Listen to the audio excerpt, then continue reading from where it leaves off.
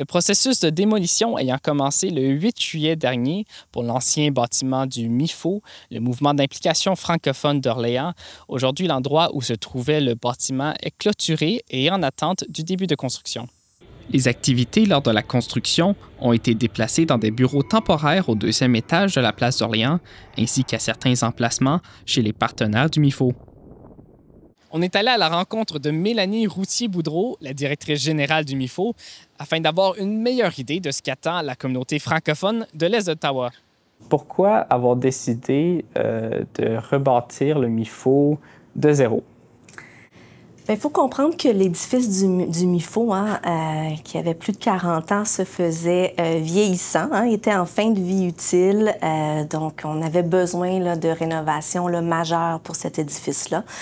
Mais d'autre part aussi, l'édifice qui avait quand même bien servi la communauté dans ses premières années, puis dans les 40 dernières années, ne répondait plus aux besoins de la communauté, donc aux besoins croissants de la communauté. On manquait d'espace pour pouvoir vraiment répondre là, à tous les services qu'on veut offrir. Vous savez, le MIFO, ça offre des services en art et culture, en loisirs. On a des services récréatifs, des services communautaires, des services éducatifs aussi également.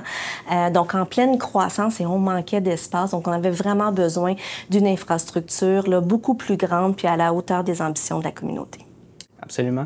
Le nouveau bâtiment sera au même endroit exactement que le vieux bâtiment. Pourquoi est-ce que c'est important que ça soit le cas? Il y a eu toutes sortes. Vous savez, ça fait quand même une dizaine d'années qu'on se prépare avec tout un groupe là, qui a travaillé à la préparation de ça. Le MIFO était propriétaire là, de l'édifice où on se trouve, qui est au cœur, qui est connu au cœur de notre communauté. On est situé entre deux écoles francophones. Donc, c'est important pour nous de pouvoir rester sur ce terrain-là. Un édifice qui va être bâti, qui va être 4 fois plus grand que notre édifice actuel. Puis c'est vraiment une grande fierté parce que ça va vraiment nous permettre de continuer de créer tout un hub francophone, un vrai hub de rassemblement où on va pouvoir créer des occasions là, d'échanger, de s'amuser, de venir faire des sports, de venir consommer de la culture aussi également et de travailler bien sûr avec tous les partenaires là, communautaires de la région et les partenaires scolaires, bien sûr les deux écoles qui vont être à proximité aussi également. Parlez-moi des bureaux temporaires. Donc là, en ce moment, on est dans vos bureaux à la place d'Orléans, mais vous avez aussi, justement, grâce à vos partenaires, vous avez d'autres endroits que vous utilisez de manière temporaire? Oui. Bien, on est relocalisé pendant les 2 années de la construction à la place d'Orléans, au 2e étage. On est très contents et très fiers d'être en mesure d'offrir des espaces qui nous permettent de poursuivre toute notre offre de services au MIFO et d'offrir des espaces qui sont tout aussi dynamiques, chaleureux et accueillants, ce à quoi on est habitué, là, notre clientèle au niveau d'édifices qui était sur la rue Carrière. Donc ça, c'est une grande fierté pour nous. C'est spacieux, c'est moderne, c'est adapté. Il y a beaucoup d'avantages aussi de se trouver ici à la place d'Orléans pour nous. Vous savez, c'est un lieu qui est accessible, on peut s'y rendre facilement en transport en commun. C'est un lieu qui est connu aussi de la communauté et qui permet aussi de nous faire connaître peut-être à des clientèles qui ne connaissaient pas encore le MIFO. Donc, on voit ça d'un très bon œil là, de travailler de près avec ce partenaire-là qui est la place d'Orléans. On continue aussi notre partenariat avec le Centre des arts Shankman, donc avec la Ville d'Ottawa aussi. Donc, c'est un partenariat qui est important pour nous avec toute notre offre là, de programmation artistique et culturelle. On travaille aussi avec le Conseil des écoles catholiques du Centre S, aussi avec un partenariat là, pour utiliser là, leurs espaces, l'auditorium de l'école secondaire Béatrice Desloges, entre autres, pour toute notre projection de films, notre festival de films aussi également. Avec le dôme aussi, le nouveau dôme là, qui est à l'école Garneau, où on a fait des plages de pickleball, entre autres aussi. Donc ça vous démontre là, comment le MIFO travaille au cœur et avec la communauté. Puis c'est ça que c'est le MIFO, c'est par et pour la communauté. Puis c'est comme ça qu'on envisage aussi notre nouvel édifice et toute la vision qui accompagne cet édifice-là. Et j'ai vu dans les designs du nouveau bâtiment une chose qui m'a vraiment intéressé parce que j'ai participé à plusieurs spectacles de musique dans l'ancien bâtiment. Il va y avoir un auditorium et une salle de gymnase complètement séparées. Dans le temps, c'était la même, puis ça se faisait modifier. Pouvez-vous parler de qu'est-ce que ça va vraiment vous permettre d'offrir comme opportunité? Effectivement. Pour ceux qui ont connu l'ancien MIFO sur la rue Carrière, on avait une grande salle qui servait à tout. Dans cette salle-là, on avait le spectacle, on avait le pickleball, on avait des réceptions. Donc, tout se retrouvait dans cette salle-là. Maintenant, on va avoir avec le nouvel édifice là, des installations qui vont être très spacieuses. Donc, un gymnase, il va y avoir même une piste de course au 2e étage, mezzanine, là, qui va faire le tour. On va y avoir aussi une salle de spectacle séparée avec 300 places, donc vraiment avec la fine pointe de la technologie, des gradins qui vont être rétractables, pardon, aussi également.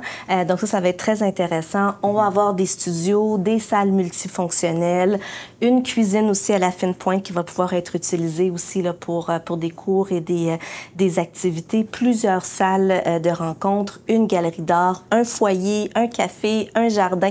Donc quand je vous parle que c'est un hub de rassemblement, c'est vraiment ce que c'est. Le MIFO, c'est des occasions pour se rassembler ensemble. On veut célébrer notre identité, on veut cultiver ce sentiment d'appartenance-là francophone. Mais je vous parlerai aussi que tout ce projet-là, ça démontre aussi l'importance de la collaboration, parce que ça a été un travail de collaboration, ce projet-là, pour démontrer l'importance d'investir dans nos communautés francophones, parce qu'il va y avoir un impact économique aussi également. On va créer des emplois. Pendant la construction, on a estimé qu'environ 200 emplois vont être créés. Il faut comprendre que lors de l'ouverture, on estime aussi une création de 100 emplois supplémentaires. C'est pas rien comme employeur francophone. Donc, un des plus importants francophones ici dans la région. On va travailler aussi avec des fournisseurs, des entreprises locales aussi. Donc, c'est toute une dynamique là, économique là, qu'on est en train de favoriser avec un projet comme le MIFO. Et j'ai aussi vu dans les plans, puis sur votre site web, vous avez annoncé que le design du nouveau bâtiment serait carboneutre. Pouvez-vous nous en parler?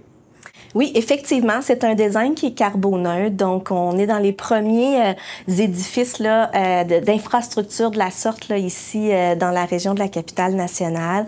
On a travaillé évidemment avec plusieurs professionnels là, pour ce projet-là. Pour vous laisser savoir, on travaille là, entre autres avec nos entrepreneurs, là, la firme Baudouin Canada qui est notre entrepreneur général, notre firme d'architectes Provencherois. On a une firme de gestion d'experts conseils aussi avec Cima Plus. Donc, c'était important pour nous aussi, dans la perspective aussi qu'on est en train de bâtir un édifice pour l'avenir. Donc ça, c'est important pour nous aussi de pouvoir laisser une empreinte écologique aussi également. Donc c'est dans cette optique-là que le design de l'édifice là, a été fait. Okay. Avez-vous une timeline sur ce qui s'en vient? Oui, donc là, l'édifice a été là, complètement démoli. Donc, ça a été une grande étape. Et puis, dans les prochaines semaines, va débuter la construction. Et puis, on s'attend à une fin de projet là, pour l'automne 2027. Après plus de 10 ans pour assembler le support et les fonds nécessaires à la construction du nouveau bâtiment du MIFO, on discute avec Carole Jolin, le nouveau directeur du conseil d'administration du MIFO, des divers financements reçus par le mouvement, des divers paliers gouvernementaux pour mettre en marche le projet. Le vieux bâtiment du MIFO s'est fait démolir récemment. Pouvez-vous nous expliquer, ça représente quoi pour vous, la possibilité d'avoir un nouveau bâtiment pour le MIFO? Bien, c'était rendu une nécessité parce que le MIFO, l'édifice qui était là, a été construit il y a 40 ans. Et puis, il servait très, très bien à ce moment-là, mais la population francophone d'Orléans a grandi de façon exponentielle. Et puis, déjà depuis une dizaine d'années, il y a un groupe qui a travaillé justement pour en arriver justement à aller à avoir une nouvelle construction parce que là, on était véritablement rendu à l'étroit. Et puis, l'édifice aurait eu besoin de rénovation très, très majeure simplement pour pouvoir continuer à fonctionner. Donc, je salue les gens qui ont eu cette vision-là il y a une dizaine d'années, puis tout le cheminement que ça a pris pour qu'on en arrive justement à là où on est. Le MIFO a été rasé et très, très bientôt, la construction va commencer pour un MIFO qui va être 4 fois plus grand que ce qui existait auparavant. Donc, c'est assez phénoménal ce qui s'en vient pour la francophonie dans la région. Parce qu'on va pouvoir offrir des services vraiment de façon très, très élargie par rapport à ce qu'on est capable de faire présentement. Absolument. Et avez-vous eu des difficultés à obtenir du financement pour le nouveau bâtiment? Bien, le financement c'était le talon d'Achille de tout ça, finalement. Et puis, dans un premier temps, la communauté a embarqué de façon phénoménale. Et très, très rapidement, ils ont atteint l'objectif qui s'était fixé, ce qui était 1,2 million. Ensuite, il y a eu des donateurs qui se sont manifestés. Le gouvernement fédéral a investi 36 millions très, très rapidement dans le projet. Donc, il nous restait à aller chercher l'argent du gouvernement provincial. Ça a été un petit peu plus long, mais on a fait notre travail de lobbying auprès des instances, auprès du gouvernement, auprès des partis de l'opposition. Beaucoup de rencontres et puis on les a amenés visiter les lieux, qu'ils soient bien conscients de voilà où on est présentement et voilà pourquoi il faut aller dans un édifice qui va être plus grand et moderne. Et puis, il y a à peu près 3 semaines, 1 mois maintenant, que le gouvernement provincial a annoncé 15,8 millions pour... Finalement, ça nous permet de boucler la boucle dont on a tout le budget nécessaire pour accomplir ce qu'on veut accomplir avec le nouvel édifice. Super. Vous êtes nouvellement président du conseil d'administration du MIFO et vous étiez président de l'AFO avant l'Assemblée des francophones de l'Ontario. Pouvez-vous parler de ce changement et pourquoi?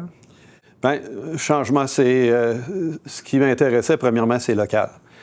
C'est dans ma communauté, c'est dans ma région. L'Assemblée de la francophonie, on était provincial. Mais le point commun, c'est qu'on travaille pour améliorer les services en français, pour avoir une communauté francophone qui est vivante. Et le MIFO est un point central communautaire de la communauté d'Orléans et des environs, parce qu'il y a des gens qui viennent un petit peu partout autour pour participer aux activités du MIFO. Donc, c'était une belle cause, et puis ça m'intéressait, évidemment. Et puis, à travers l'Assemblée de la francophonie, j'ai pu développer bien des contacts à Queen's Park quand on revendiquait pour les francophones en province. Donc, ça m'a servi quand est venu le temps de parler à nos politiciens, nos politiciennes. C'était pratiquement tous des gens que je connaissais. Donc, on a pu faire valoir l'importance, justement, d'avoir du financement provincial pour nous permettre d'accomplir ce grand projet-là d'un bout à l'autre. Pour ce qui est du futur du nouveau bâtiment, la construction devrait débuter dans les prochains mois et l'ouverture publique est attendue en été-automne 2027.